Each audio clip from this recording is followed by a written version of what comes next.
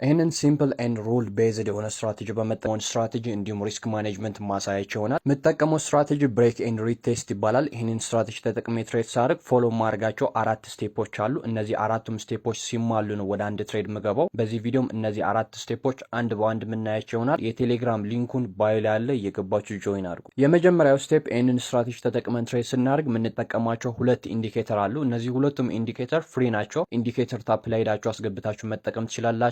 የመጀመሪያው ኢንዲኬተር ሴሽን ኦን ቻርት ይባላል። ይህንን ኢንዲኬተር የሚያግዘን ይህንን ስትራቴጂ ተጠቅመን ትሬድ ስናደርግ የራሱ የሆነ ትሬድ የምናደርግበት ታይም ኦር ሴሽን አለው። ይህንን ኢንዲኬተርም እሱን አይዴንቲፋይ ለማድረግ የሚያግዘን ኢንዲኬተር ነው። ካስገባችሁት በኋላ ሴቲንግ ውስጥ ገብታችሁ የሚስተካከላለው ከታች ኒውዮርክ ሴሽን ብቻ ነው የምታበሩት። ከላይ ደግሞ ታይሙን ከ9:30 ኤኤም ቱ 12 ተኩል ፒኤም ነው የምታደርጉት ማለት ነው። ይህንን ጨርሳችሁ ወደ ቻርታችሁ ስታስገቡት ይህንን በቀይ የበራበት ቦታ ትሬድ የምናደርግበት ሴሽናችን ነው ማለት ነው። ማንኛውም ትሬድ የምናደርጋቸውን ትሬዲንግ ሴትአፓችን የምንፈልገው በዚህ ዞን ብቻ ይሆናል ማለት ነው። ሁለተኛው ኢንዲኬተር ሳፖርት ኤንድ ሬዚስታንስ ሌቨልስ ዊዝ ብሬክስ የሚል ነው። ይህንን ኢንዲኬተር የሚያግዘን ማንኛውም ብሬክ አውት ሀፐን ሲያደርግ በዚህ ኢንዲኬተር ነው አይዴንቲፋይ የምናደርገው። ምክንያቱም ይህንን ኢንዲኬተር ሳፖርት ኤንድ ሬዚስታንስ ሌቨሎችን ሪል ታይም ላይ የሚያሰምርልን ኢንዲኬተር ስለሆነ ማለት ነው። ይህንንም ሴቲንግ ውስጥ ገብታችሁ የሚስተካከላለሁ። ከታች እነዚህ አራቱን ብሬክ የሚሉትን አራቱን ታጥፉታላችሁ። እነዚህ ሳፖርት ኤንድ ሬዚስታንስ የሚሉት ደግሞ ከለሩ በሌላ ነበር ቻርቱ ላይ ክሊር ሆኖ እንዲታየን ሁለቱም እነዚህ ሳፖርት ኤንድ ሬዚስታንስ የሚሉትን ከለሩን በጥቁር አድርጌዋለሁ እኔ። ይህንን ጨርሳችሁ ወደ ቻርታችሁ ስታስገቡ እነዚህ በጥቁር